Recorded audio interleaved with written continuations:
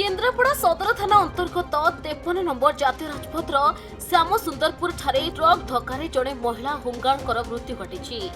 मृत होमगार्ड स्थानीय दियना पाटना गाँव प्रमिला बेहरा बोली जमापड़ी।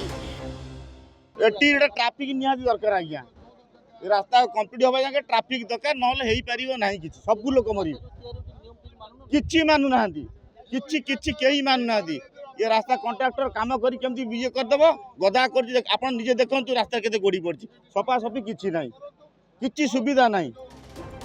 प्रमिला निज स्कूटी जोगे ड्यूटी करने जाउथिले। जातीय राजपथ पार हेबा समय एक लुहापथर बोझी ट्रक पछपटू धक्का देला।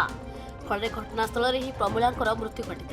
पूर्व प्रमिला स्वामी मृत्यु घटी बेले दुई पुओ राज्य बाहर रही काम करती। दुर्घटना घटाई ट्रक को सदर थाना पुलिस जबत करी ट्रक ड्राइवर को पचराउचरा करुछि।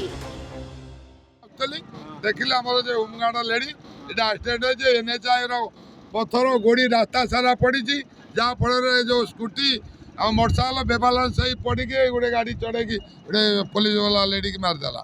एकदम एनएचआई को तुरंत गिरफ करी कोर्ट रू पठाया दरकार पुलिस बारंबार अनुरोध कर सदर थाना आईएससी कहूँ तुरंत ये जो घटना हो दृढ़ पदक्षेप ट्राफिक व्यवस्था आउ देखी जो बाईपास वन साइड गाड़ी आउची मु सदर थाना आईएससी अनुरोध कर मो ना हूँ नवेन्द्र मल्लिक डाकना कपि ताकू से हटाई दौ सब से गाड़ी आसला से ड्यूटी तो फेरुला तो गाड़ी टाणी गला आगे गाड़ी खाइबा गोटा ट्रकटा कोन है मर जाई मुंडा पे चढ़ी जाई गाड़ी से को ड्यूटी करन से हम होमगार्ड चाकरी करछि केन्द्रापड़ा ड्यूटी सारी फेरला बळे आज्ञा।